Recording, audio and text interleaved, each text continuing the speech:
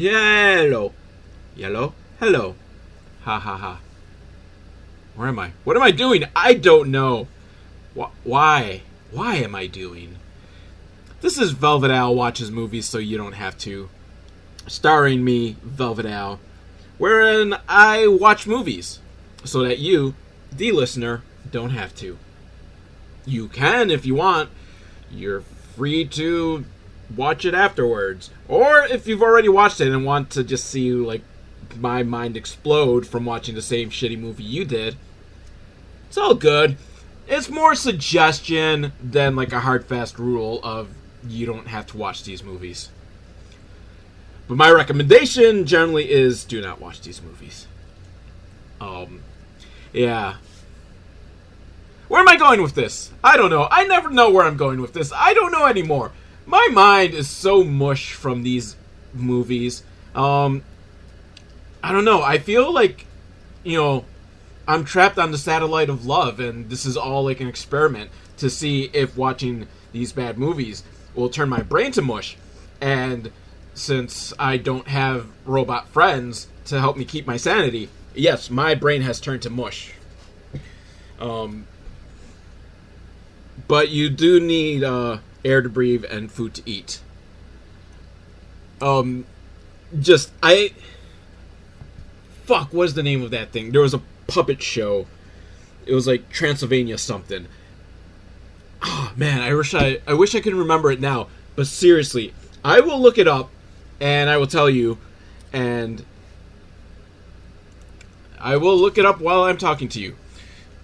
I really should pause while I'm talking to you, right? What was it? It was Transylvania something. But it was this like puppet show. Hold on. I think I almost got click faster, you. Okay, it's called Transylvania Television or Transylvania TV. And if you can, look it up. It is fucking hilarious.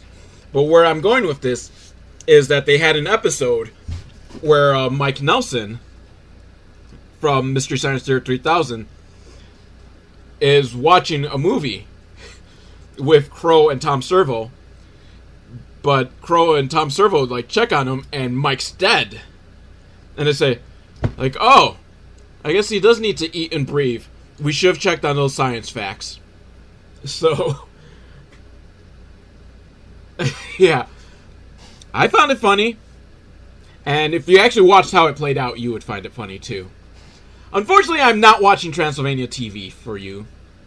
I am watching Mulva 2, Kill Team... Let me try again. We will not edit that part out. We're watching Mulva 2, Kill Teen Ape, with an exclamation point. That's very important, because this is very exciting or very important, like, Kill Teen Ape! I don't know who Teen Ape is, but Teen Ape is listed in the credits for this. It stars Debbie Rochon, so it's already got that going for it. And it stars Teen Ape. So I don't know who Teen Ape is. And I don't know if there's a Mulva 1, or if this is like one of those like movies like Surf 2 where they thought it'd be really funny to not have a part 1 and just skip straight to the sequel because reasons. But the description is, join Mulva as she rips through victims to get to the notorious Teen Ape, who years ago shocked her into a sugar coma and stole her Halloween candy. And, unfortunately, this is not going to fall into Halloween. This episode will probably come out after Halloween, but every day is Halloween. So, it doesn't matter. None of this matters! Watching movies doesn't matter! The world's gonna blow up, and the sun's gonna go extinct in like 5 billion years, so none of this matters. Yeah. The only reason I'm even, like, chose this movie, aside from, like, I'm hoping a teenage ape gets killed, is that the cover photo is, like, a complete ripoff of Kill Bill. Because Kill Teen Ape! But Kill Bill was chill. They were just like, the title was just Kill Bill. It wasn't Kill Bill with an exclamation point. But I'm guessing one thing this film will have in its favor is that it's only an hour long, so it won't be too painful. And I haven't decided yet if I'm gonna tack on watching like something short, like a half hour or so at the end of this, just to kill some time, or if I'm gonna be kind to you people and just give you a really short episode this week, because it's not like you pay for these episodes, so you can't really feel ripped off if the episode is short, right? Right.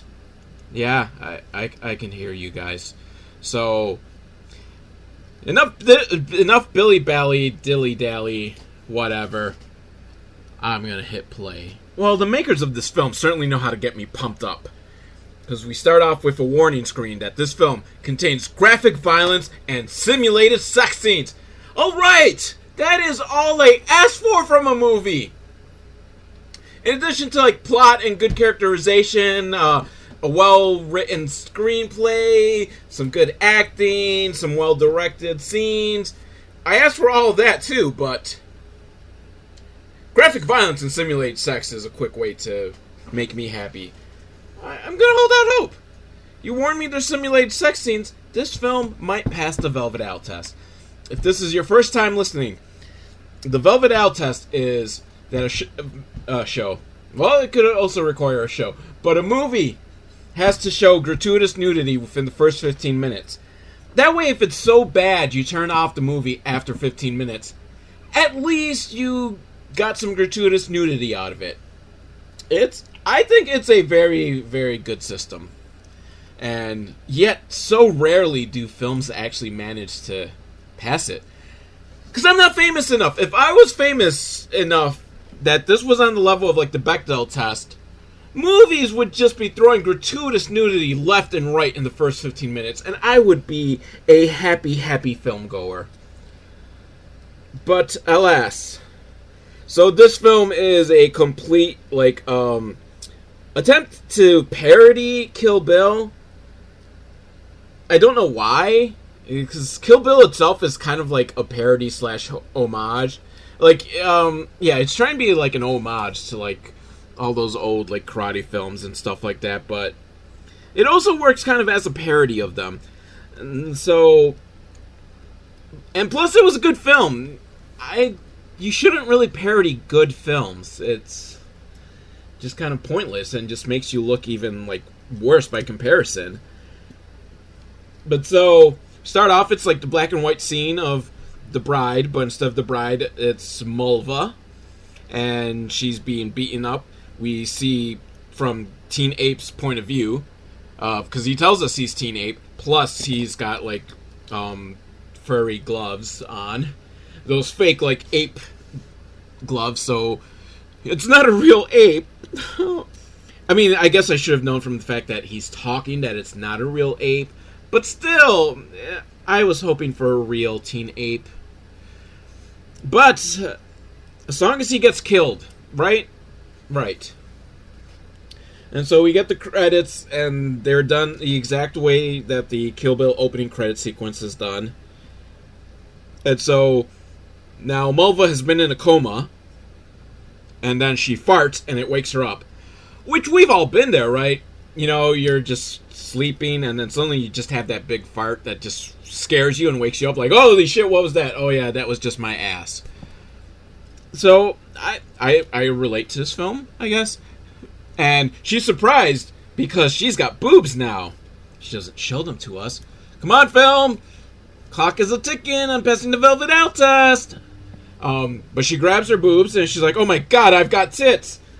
Because, as far as I can gather, she hit puberty while in the coma. So she's just kind of surprised. But, Dry Cunt, her code name, not Mulva's code name, this other girl, whose code name is Dry Cunt, as the credits tell us.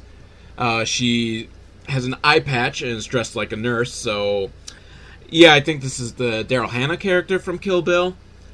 And she's got an axe that she likes to point out is a fake axe, because can I just say, like, probably the worst thing to happen to cinema is people deciding to intentionally make bad films. Like, no, the joy of, like, a good bad film is that they were, like, sincere in it and had, like, a really, like, incredibly insane, stupid idea and ran with it. And that, to me, is the thing. It's not just even, like, that the film is badly made. It's gotta be, like, an idea, like, so fucking out there that you're just like, wow, I can't believe someone even thought that this would be a good idea. It's an idea that even if the movie was meticulously made and if, like, fucking Scorsese made it using this concept, it still would be an absolutely terrible film because you'd be like, what the fuck? And those are the truly great terrible films. And when a filmmaker decides to just kind of make a bad film, like, no, you're trying to make up for the fact that you're a shitty filmmaker by making fun of being a shitty filmmaker. But it doesn't work. You're still a shitty filmmaker. So, like, I hate that we've reached that point where these intentional bad movies are made. Because they're not funny.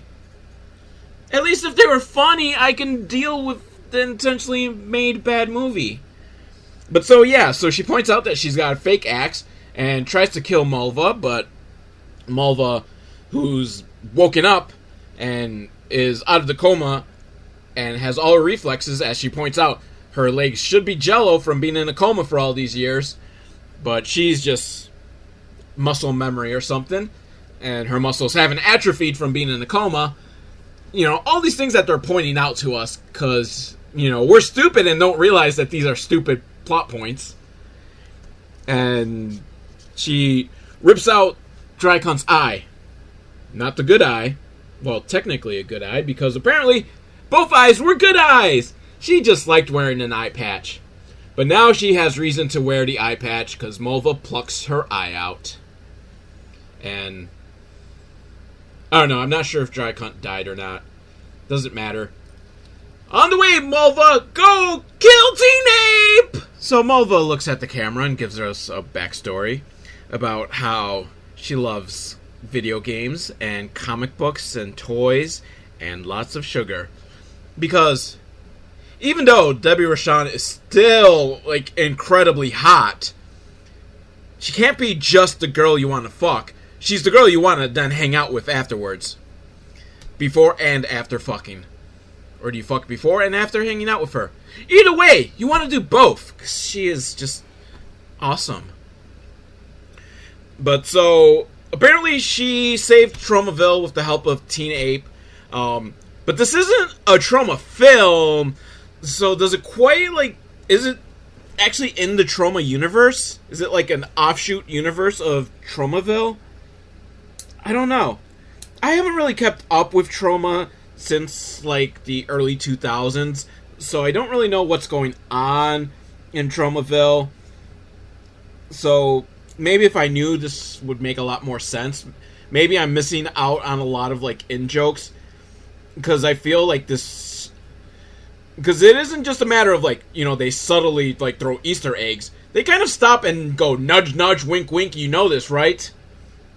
And it's like, no, dude, I don't at all know what you're talking about.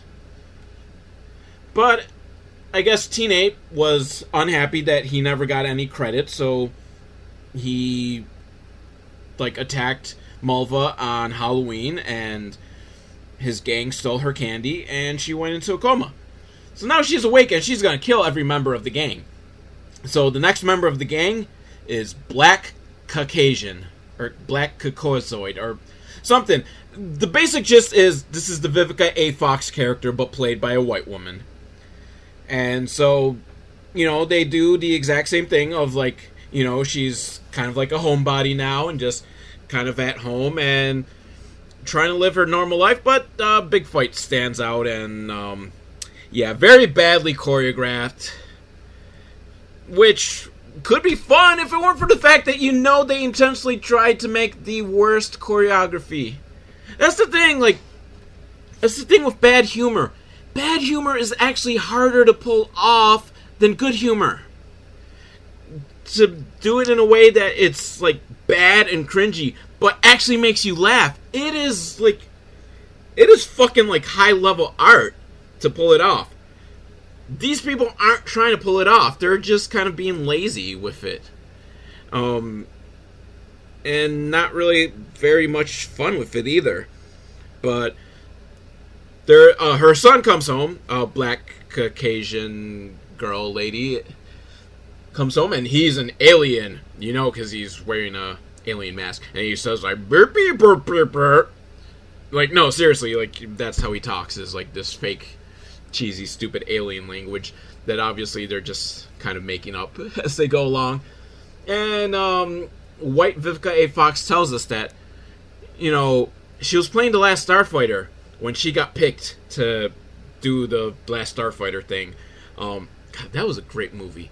Was it a great movie? I loved it as a kid, and it's one of those movies I will never revisit, because I don't want to revisit and be like, oh my god, this is such the shittiest film I've ever seen.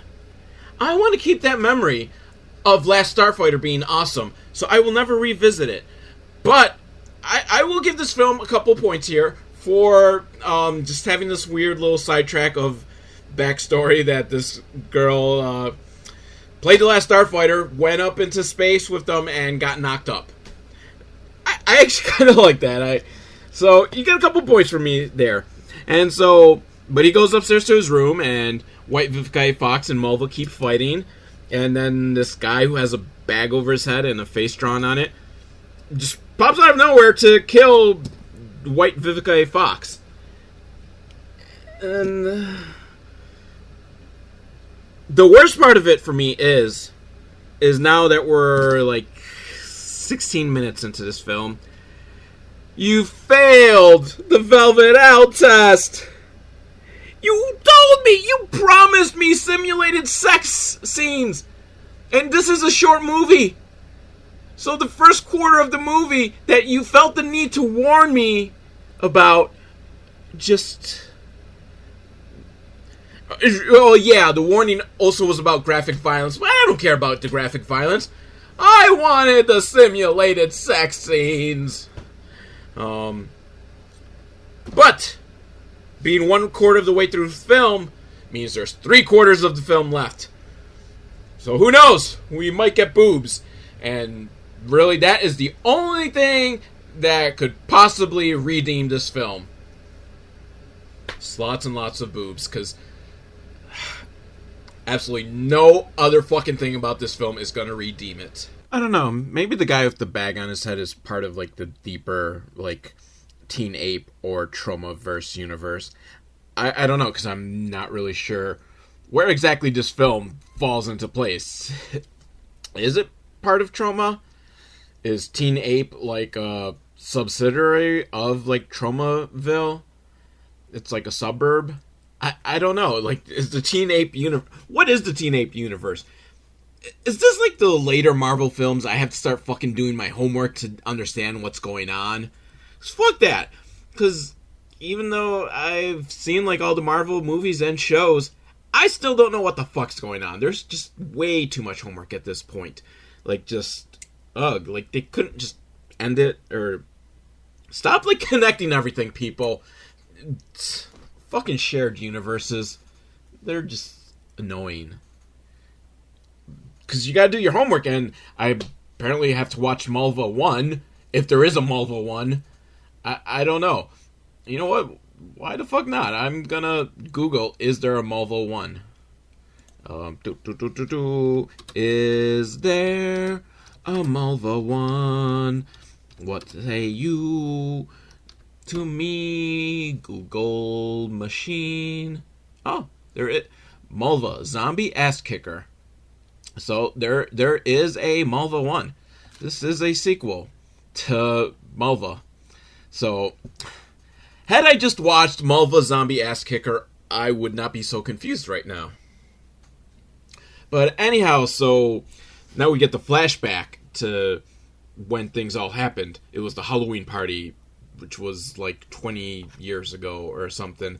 I'm not exactly sure. So I don't remember when Mulva 2 was made. What is the year for this? 2005.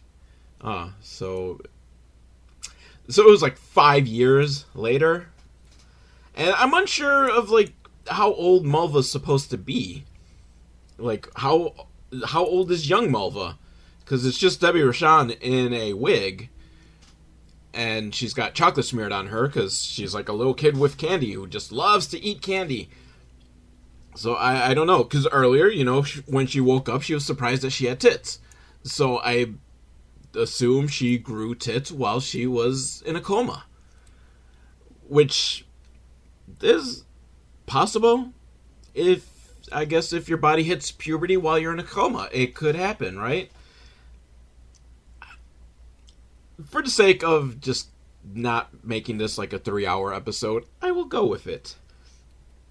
But so she's eating her candy when the whole gang of evil people, and I'm not sure if they're like her gang, because at first they all seem to like be partying, and then they all beat her up, which sends her to the coma.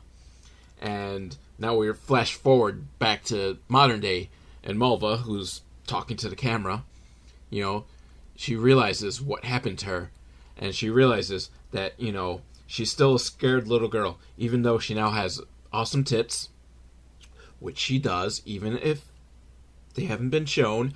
She has shown them in other films, and so I will agree that she has awesome tits, and I believe even at her age, at 2005, I don't know, how old would she be, like 30 when this film?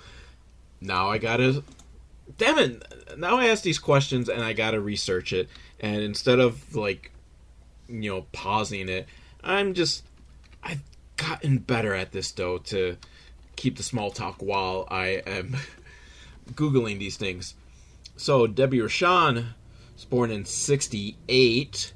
So, let's see. This movie's 2001. So, 2001 minus 1968.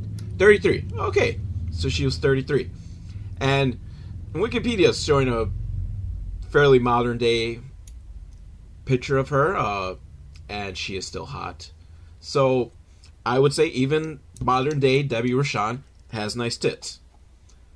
Did I really, just go through all of this just to... Hey, she said she has nice tits. I am agreeing with her. But this is all rambling to... a genuinely funny line, and I love this. And okay, this movie, since it's only an hour long and I'm not gonna have to suffer through too much of it, is worth it for this line. She says that she has an ass that would make Dom DeLuise empty out his bank faster than a bowl of pasta. And it's one of those, if I stop to even try to think what that means, I have no fucking clue. But it is a fantastic line. But so Mulva decides that she needs to go get training. So I'm guessing this is going to be like the scene in Kill Bill, where she goes off to train with like the ancient monk that was played by Quentin Tarantino. So if they're sticking true to trying to be this Kill Bill parody, I'm going to guess the director of this film is the one who's going to train her. This next chapter is called The Man That Cosby Bore. And I don't know if bore as in, like, he bared to fruition, or he bored him as in boredom. Bored him as in boredom. I know, I kind of stumbled my words there. So, but I was thinking, like, oh, so they're going to make a Bill Cosby joke. But this is 2005, before, like, the allegations, like, really became, like, a thing. Like, I think some people knew about it, but it wasn't, like, the huge level that it was that we all know now of, hey, Cosby likes to roofie drinks and make people taste his Jell-O pudding pop. So, I don't know what the Cosby joke here is, because the Sensei guy... he's not doing a Cosby impersonation. He's doing this weird, like, Don King impersonation. And he's white. But I'm guessing his character in the first Mulva film was played by a black guy, because they made some joke about how light-skinned he looks now, and the guy has Michael Jackson disease. So again, like, being not following the Teen Ape universe, I don't really know what's going on. So a lot of these jokes are just kind of falling flat for me. But I also have the feeling that if I was well versed in the Teen Ape universe, these jokes probably would still fall flat for me. So he thinks that Mulva's crazy for wanting to go kill Teen Ape, and he doesn't want to train her, except Buffy the Vampire Slayer got canceled. And so I guess that's as good a reason as any to train someone. Sure, at this point I'm just going with it. And the training montage lasts like 30 seconds and isn't even a montage. He teaches her like one move and then tells her to go kick him in the ribs. Which really, I guess, like, that's really the only, like, move you need to know is being able to kick a guy in the ribs. Because that usually will end the fight. Just kick him in the ribs. Except I don't think he really taught her how to kick someone in the ribs. Anyhow, Mulva's moving on to her next target. And the name, I don't even know.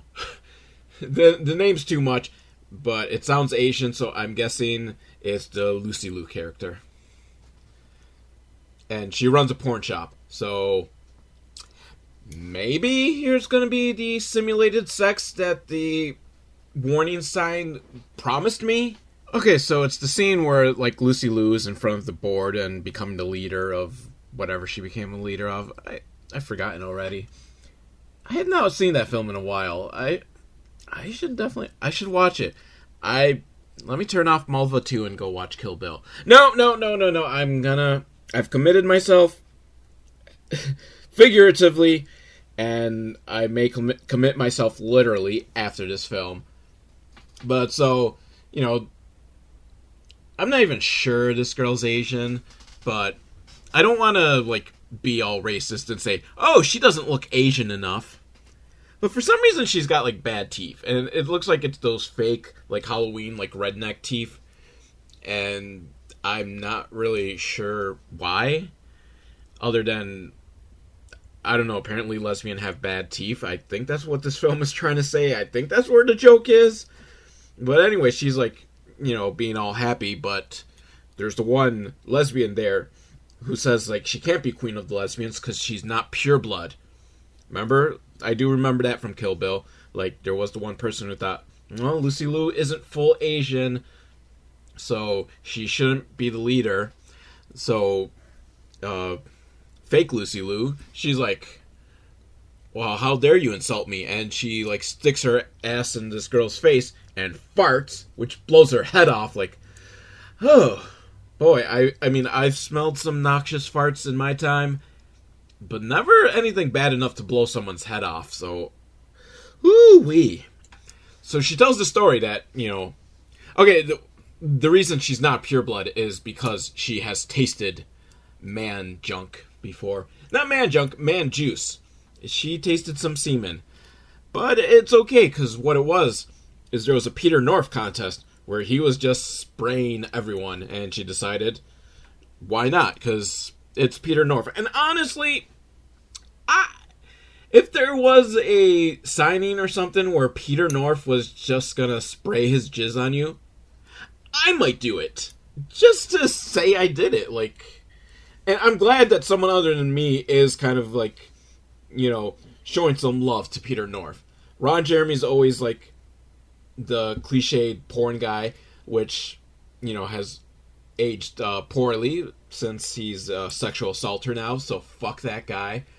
But I long ago jumped off the Ron Jeremy bandwagon to become a Peter North devotee, because if you're unfamiliar with Peter North, oh my god, when he shoots his money shots, my god, like, he could put forest fires out with his jizz. Like, it's just kind of massive. That's his thing. It's like, just massive. It's a thing of beauty of just seeing that much cum just flying out. Man, I did not think. It's always interesting to see where my podcast is going to go with my ramblings. Because I sit down for like, oh, Mulva 2, Kill Teen Ape. I'm not thinking that I am going to be describing in detail just how beautiful Peter North's cum shots are.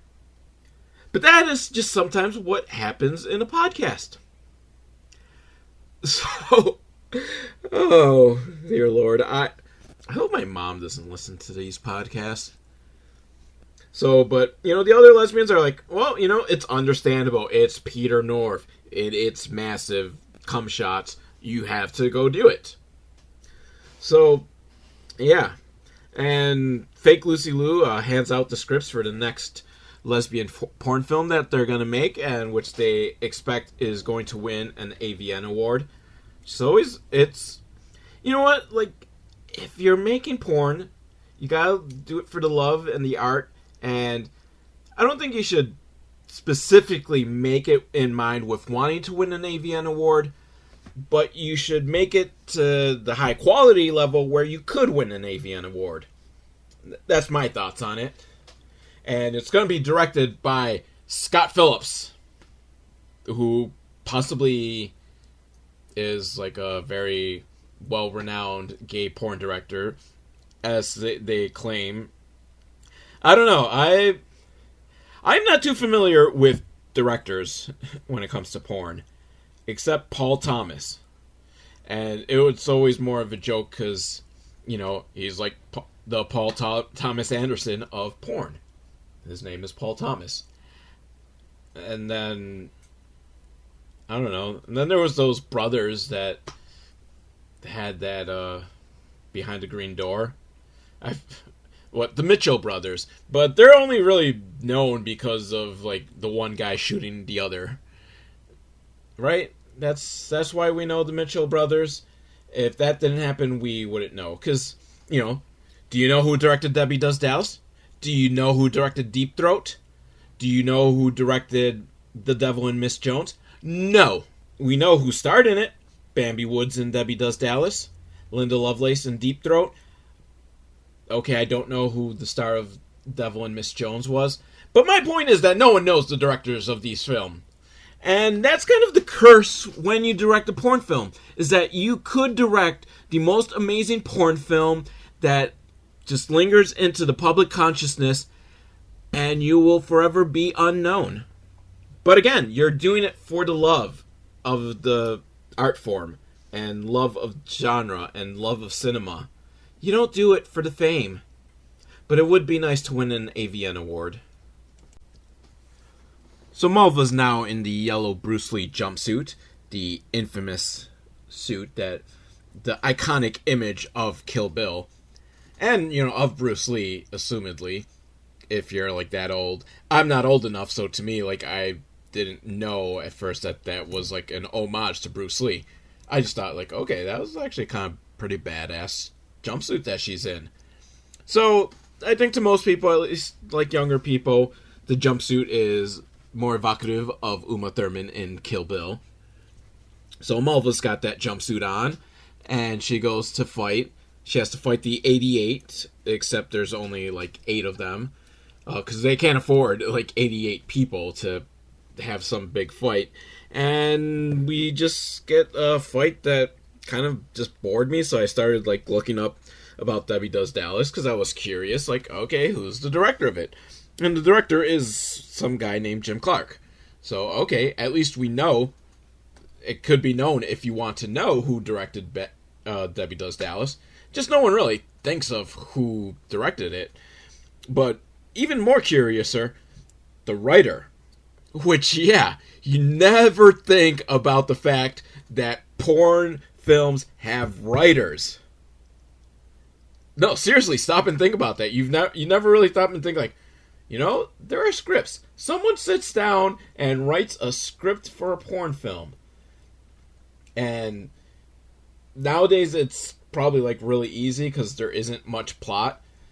Back in the golden age, they tried to have somewhat of a plot, so you did need the writers to write porn scripts. And it's credited to Maria Minestra, who I'm assuming is a woman, right?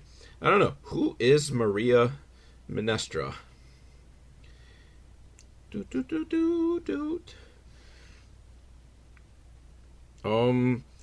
Yeah, all that comes up is Maria Minestra wrote Debbie Does Dallas, and they have to use they, them, not because they think that Maria Minestra uses they, them pronouns, just, we don't really know if it's a man or a woman. Like, you can assume, like, because the name is Maria, that it probably is a woman. Wow, like, curiouser and curiouser. I am going to not think about this any further.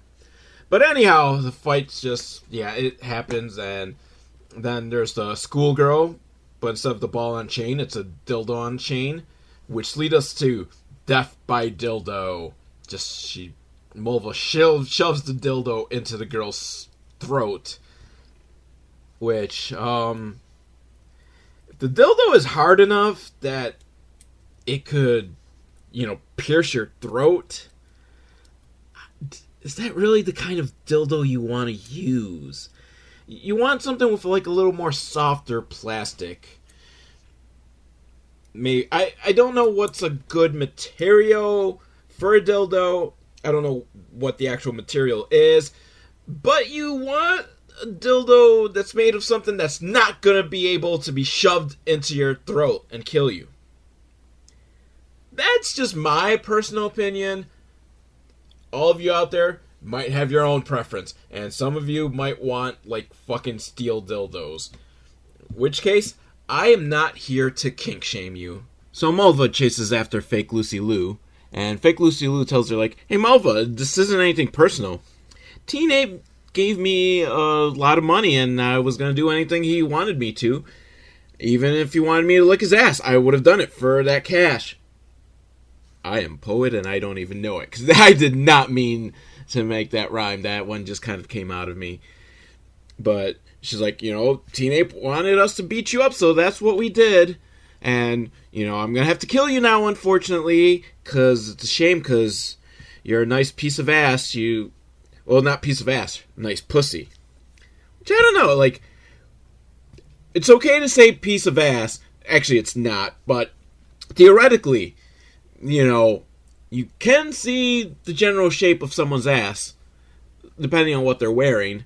So you can say they have a nice ass. To say they have a nice pussy without trying it, and I don't know, maybe fake Lucy Liu had tried the pussy or at least saw it sometime previously. Mulva was in a coma, and if you remember the Kill Bill films, Uma Thurman was getting fucked while in a coma. So, I don't know, maybe something similar. Actually, I'm surprised, this film with, like, its very juvenile humor didn't go for that joke. Or at least make some joke about, people fucking Mulva while she's in a coma. Maybe they thought that was serious. Maybe they thought that was a step too far. Because, I don't know. It might have been a step too far in Kill Bill. It's like, And also, why has there been no jokes about Quentin Tarantino loving feet? Like, did they figure, like, well, that's too obvious even for us. That's too easy a joke. But fake Lucy Liu says, like, Mulva, I might save your pussy so that, I can keep getting pleasure out of it afterwards. And then we get, like, just a, boring fight scene. I might be able to handle this movie had, like, the fight scenes at least been kind of amusing or entertaining. But they're not. So, but, obviously Mulva wins and, fake Lucy Liu says, like, save my genitals so that lesbian porn can keep being made. And I don't even want to unpack that one. Like, that's too much for me. I don't even know how to make that work. Yeah. So Mulva's on to her next target, the last target before she gets to Teen Ape. And what you would think is the Michael Madsen character from Kill Bill. Except this guy's a cowboy with a Native American sidekick that's played by a white guy. Which I thought at first, like, oh, hey, they're making fun of Johnny Depp playing Tonto in the Lone Ranger movie. But this came out almost a decade before the Lone Ranger movie. So, is Johnny Depp playing Tonto parodying this film? Or was this film just like so like in tune and like we know that Hollywood is going to remain racist and continue to hire white actors to play Native Americans. But anyway, I'm pretty sure, like I haven't seen Kill Bill in a while, so I could be wrong, but I'm pretty sure Michael Madsen wasn't a cowboy in that film. But this here guy is a cowboy who's on the hunt for a werewolf. And not just any old werewolf, the John Stamos variety of werewolf. And don't ask me what that means and how, I don't know. Yeah. But he's on the attack when Mulva comes. And, of course, the Native American guy is going to try to stop her. But she has a secret weapon. Litter. Because there's one thing Native Americans can't stand. It's when people litter. Isn't it kind of crazy that this is such an iconic like commercial that I don't think has been like seen, actually like shown in decades, but it still gets parodied so much because it's so iconic. And I wonder if like younger people even know what that is. But it was, you know what? I'm not even sure what the commercial was for. It was just this Native American saw like a lot of litter, and he turned to the camera and he cries a single tear. And I think it was a anti-litter ad, but like better than don't hoot, pollute. Wait, no, give a hoot, don't pollute. Yeah, fuck that owl. That Native American, he touched our souls, and that thing just fucking keeps getting parodied. And like, I just wonder if people still know like what it's a reference to, or they're just like, that's kind of funny. Native American hates littering. Why? I don't know.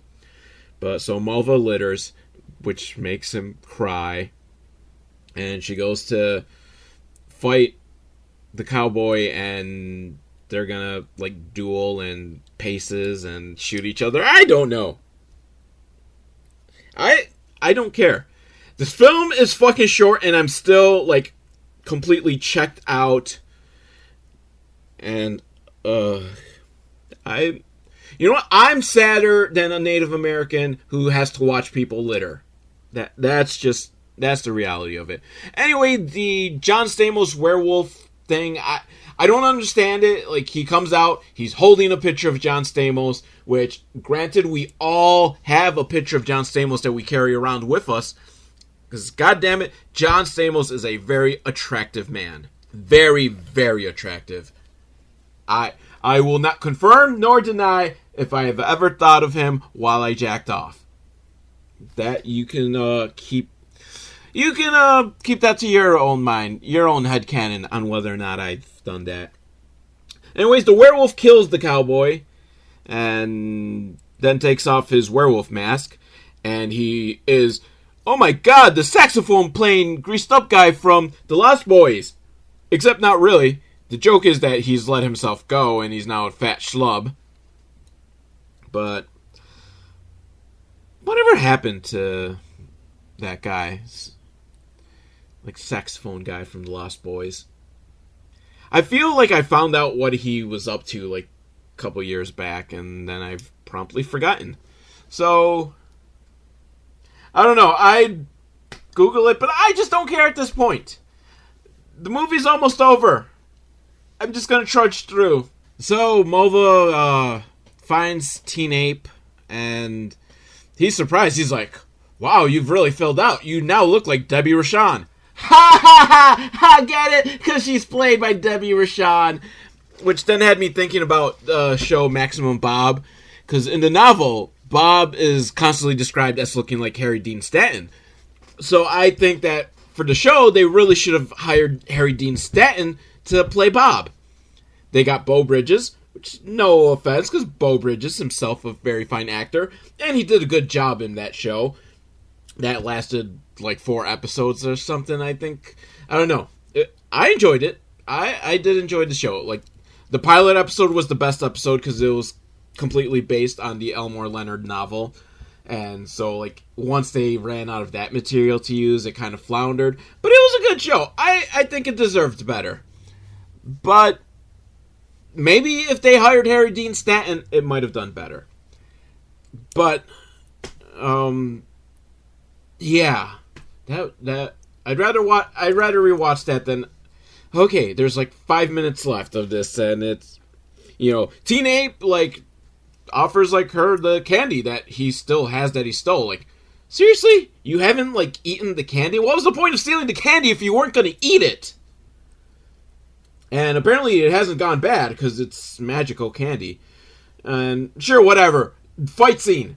Terrible fight scene that for some reason Teen Ape then starts singing Snow's Informer.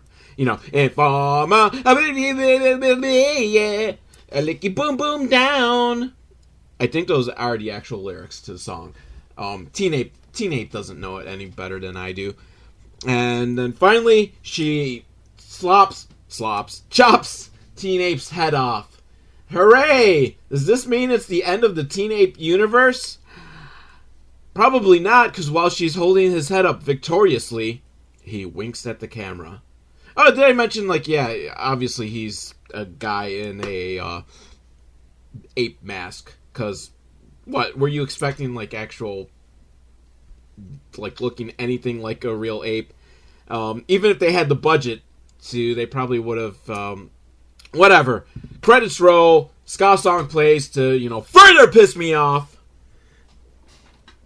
Because I sat through this movie, and even though it was only an hour long, it felt like so much longer and more painful, and I just want to cry. And the worst part is that the beginning of the movie had a warning telling me that there will be simulated sex scenes. We got no sex scenes. We got no nudity.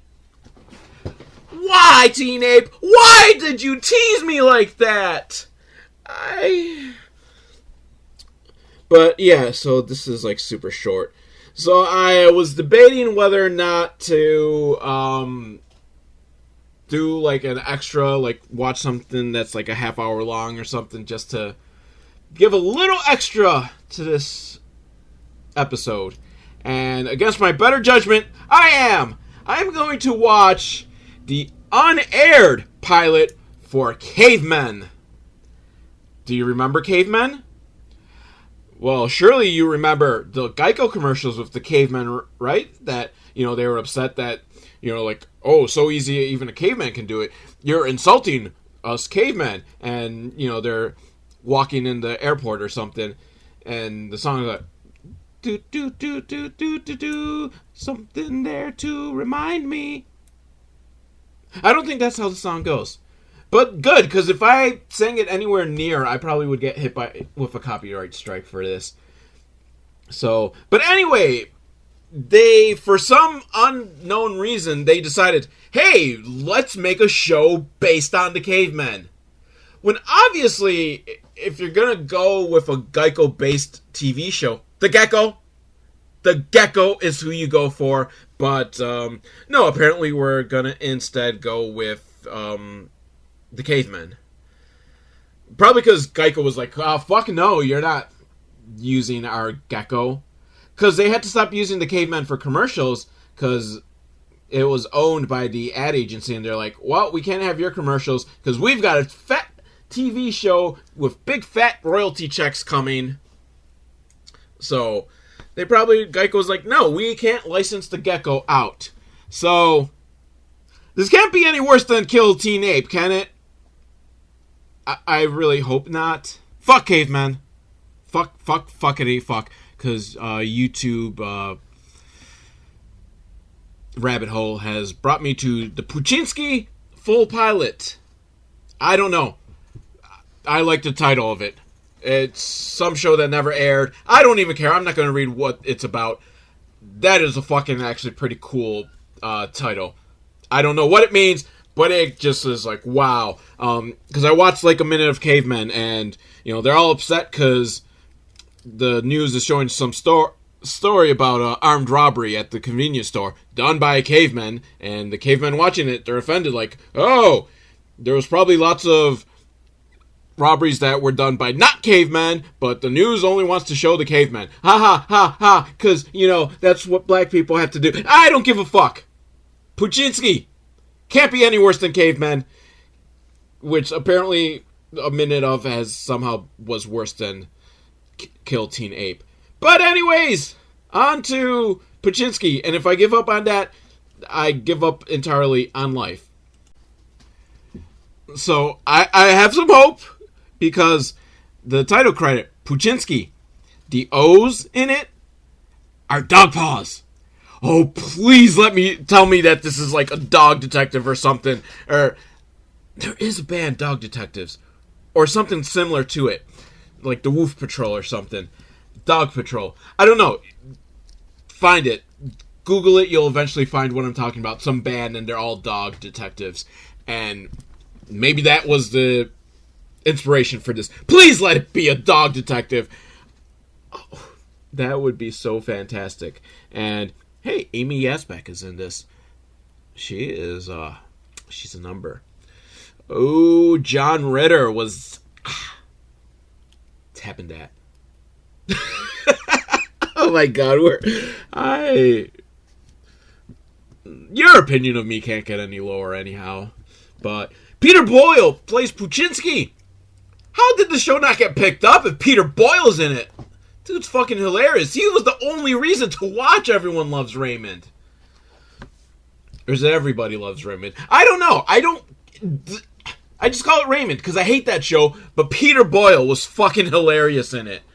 And so he's going to be hilarious in this, right? Poochinski, because he's a dog. He's a dog, right? He's a dog. He's not a dog. He's just Peter Boyle. But he's Peter Boyle, so I'll still give this a chance. Because he steps out. Well, first he's talking to, like, the new dispatcher, and he's trying to hit on her because she's got a sexy voice. I think it's kind of an average voice, but all voices are sexy in their own way. And he arrives at the crime scene, and someone had gotten robbed, and the guy's all upset because it's taken the police forever to get there, and Poochinski's just like, yeah, whatever. I'll take care of this when I'm damn ready to. You go, Poochinski! You go! How I really wish you were a dog. Is that like the song, I wish you were a beer, I wish you were a dog? Wait, this is just the beginning of the show. Maybe he gets magically turned into a dog, because he's such a dog as a human, that so he can learn some life lesson. Oh, please let that be! I don't care what the plot is, just give me a dog detective, please! You've teased me with... Fucking Kill Teen Ape teased me by telling me there was going to be sex, and there wasn't. You're teasing me with the paw prints, promising me a dog detective. Pooch is even in his name. Please don't do me dirty like that. Give me a dog detective.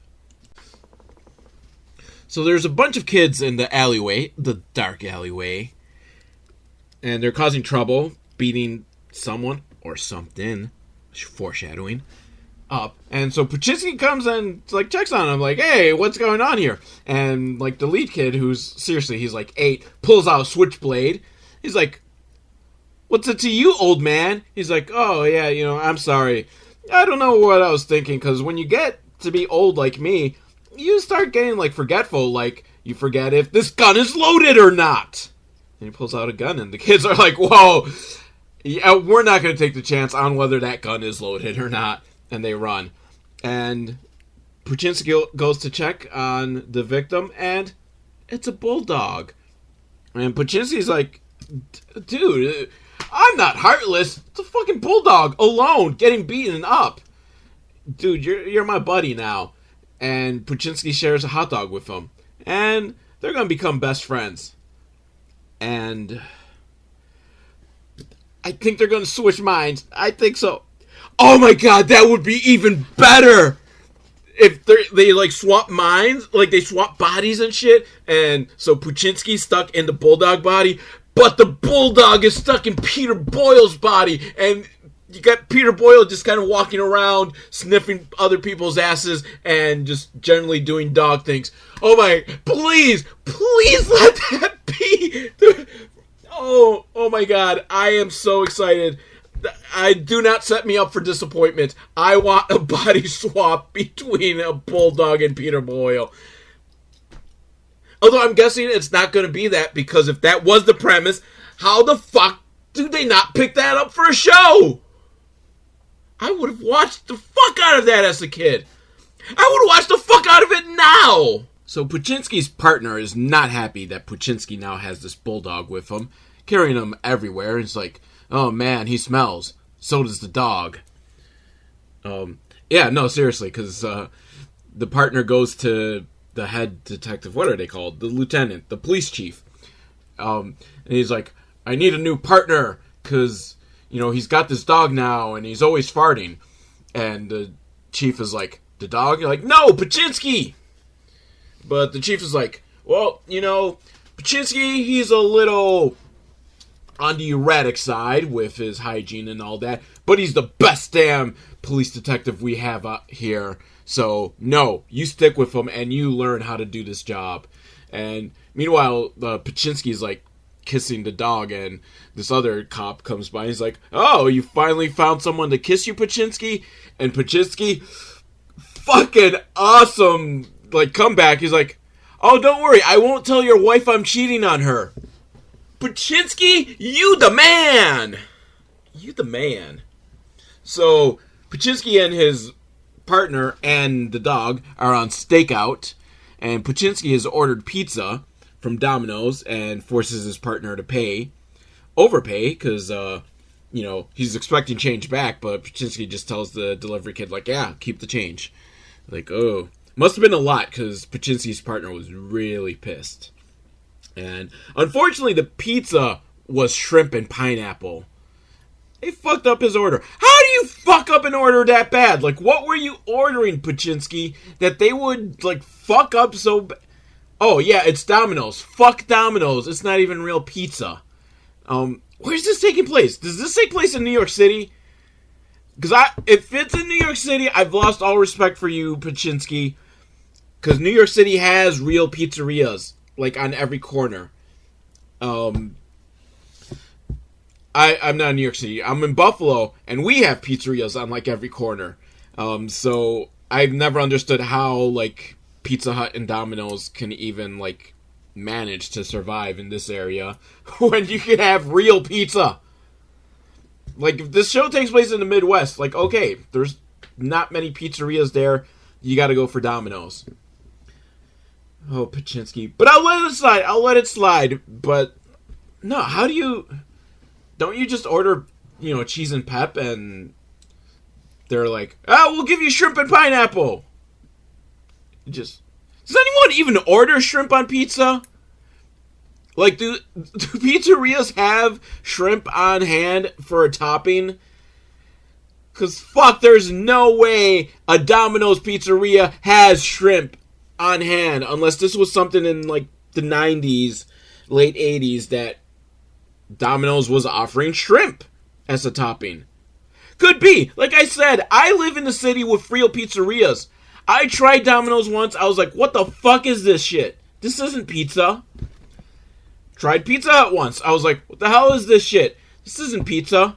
I tried Papa John's. I was like, fuck this. I can't wait to shit this out, because I want this memory out of me as quick as possible. You know. So, you know, it's not true, that old saying of sex and pizza are good even when they're bad. Because, well, I guess technically if you have real pizza, then yeah, even when it's bad, it's pretty good. Shit like Papa John's and Domino's, that ain't real pizza. But anyhow, you know, Poochinski and his partner start arguing because Poochinski wants to order another pizza, and hopefully they get it right this time. But partner's like, no, we gotta stay focused on the stakeout. And in this arguing, they almost miss a mugging that happens, but the lady screams loud enough that they get out of the car, and the partner starts running after the mugger. Now, the mugger gets away from the partner and hops in the car and he's driving, and Poochinski's gonna jump in to save the day, but then driving by, the bulldog jumps out of the car, and he's about to get run over by the mugger, and Poochinski, because he's a swell guy, and he cares about that fucking bulldog, he's like, get out of the street, and he goes, and he gets the dog out of the street, but oh no, Poochinski gets run over, and now he's dead. And at the funeral, his partner's at his grave, when suddenly he hears Poochinski's voice coming to him. From the bulldog! Yes! Alright, this is that show. Poochinski has gotten his spirit inside the bulldog. Yes, dog, cop. It's what we need. It may not be the show we deserve, but it's the show we want. First, let me say, every time Poochinski the dog talks, like, it's not a voiceover thing, like, it's some bad CGI with his mouth moving. Oh my god. I love this show! Well, I am so upset that this show did not get picked up to be, like, a full series. This show is awesome. But Poochinski, like, he proves that it's him by rattling off a bunch of things that only he would know. Although, I would think that the partner's, disbelief isn't so much that he doesn't believe this is actually Poochinski, as in, what the fuck? This is a talking dog. It's not that, oh, this talking dog could possibly be someone else. Like, no, it's a talking dog to begin with. That's the part he can't wrap his head around. But so, Poochinski talks to him and finds out, like, his partner has been taken off the case of trying to find the murderer, of Poochinski's murderer. So, but Poochinski convinces the partner, like, you go up to the chief, and you ask to be put back on. And he's like, yeah, because I am a damn good detective. So he waltzed into the police station, and this other guy, the guy that was making fun of Poochinski earlier, that Poochinski was like, yeah, I won't tell your wife I'm cheating on her. He's a dick. He's like, just starts talking about how ugly this pit bull is, and, there's a China shop. Well, they didn't actually specifically say it was a China shop, so I'm not gonna be racist. Just a regular shop that will pay $5 a pound, to go and take them and chop them up.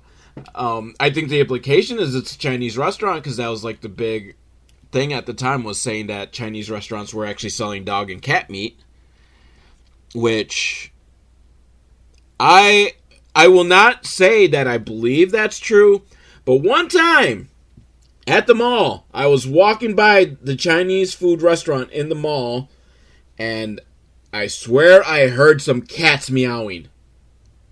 So it could have been completely coincidental.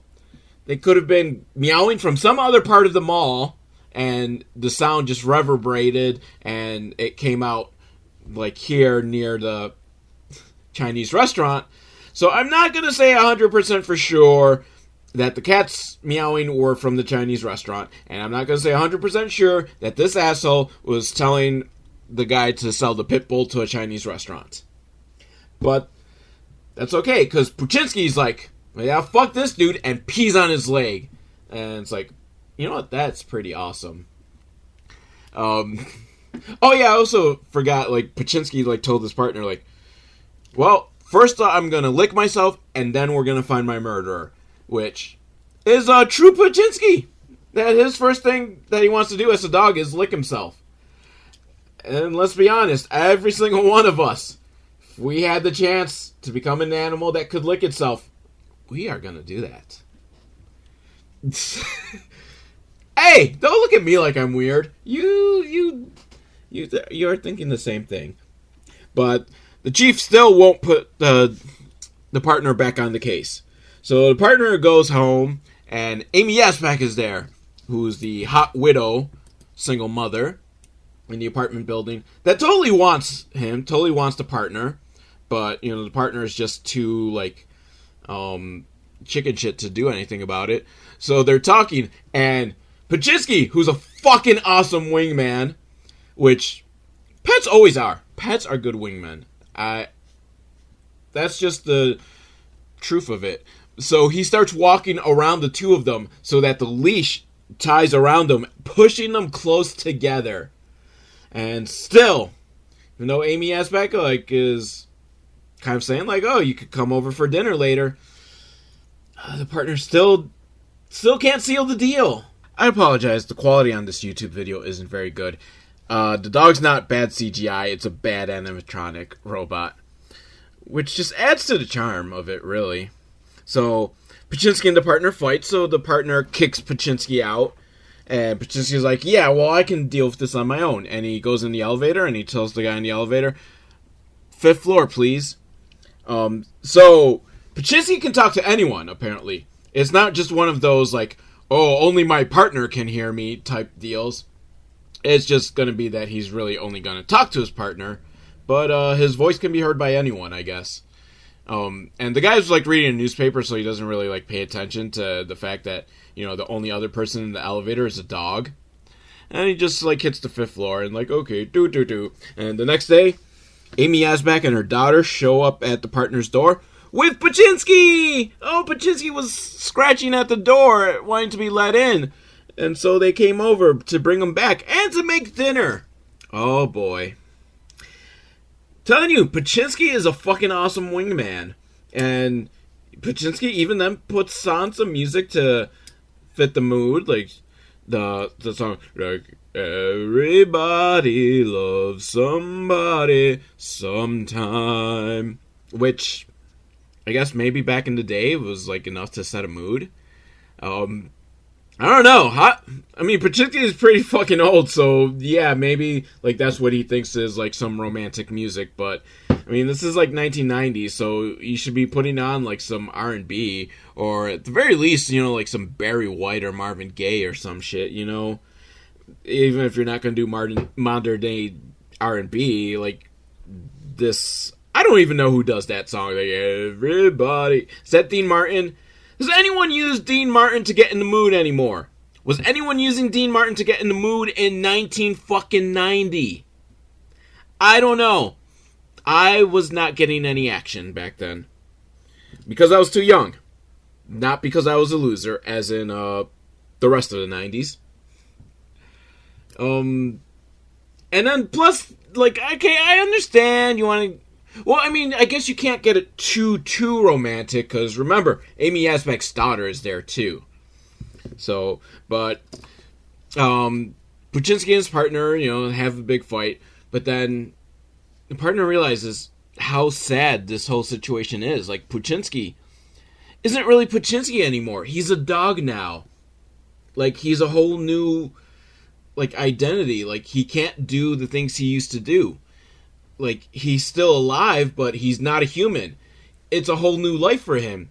And the partner's you know what? I have not really thought of it from your side. And I make a vow. I will find your murderer.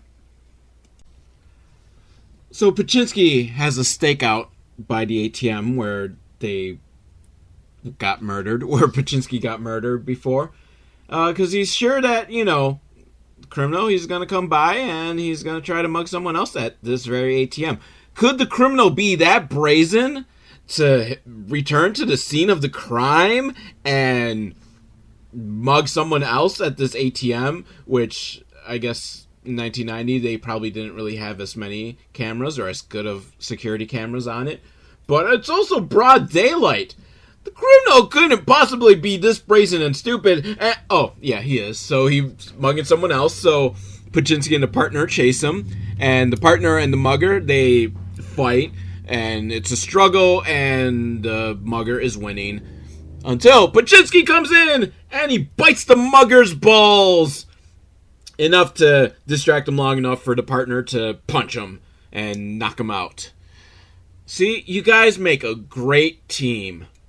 And the chief thinks so as well, so he gets reassigned to the canine division, and they're partners once again! All right!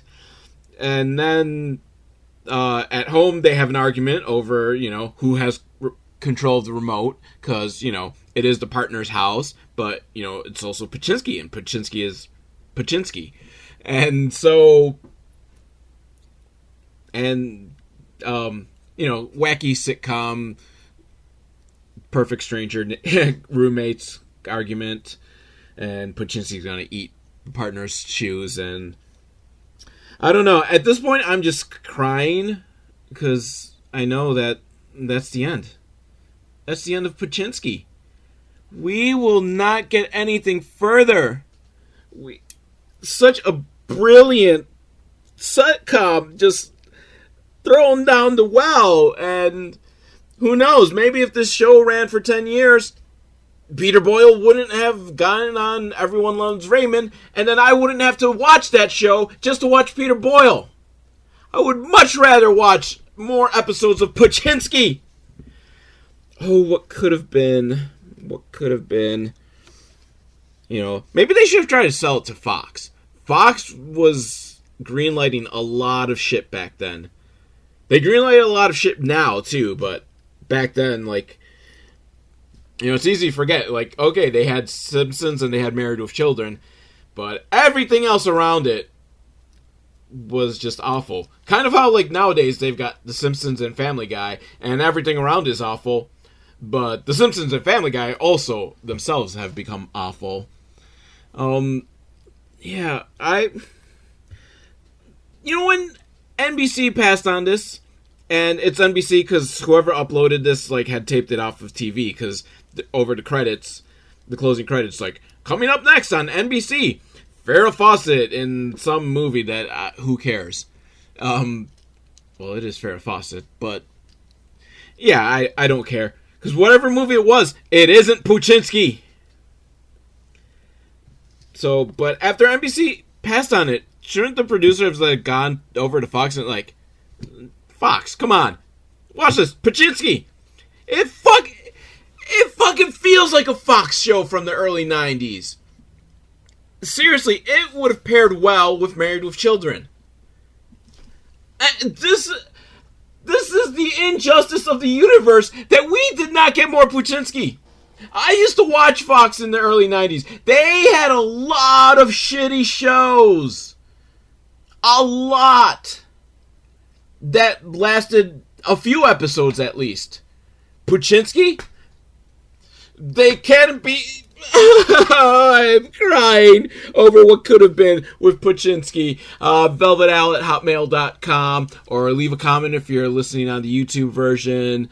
I don't know what else to say. Just, I love you guys.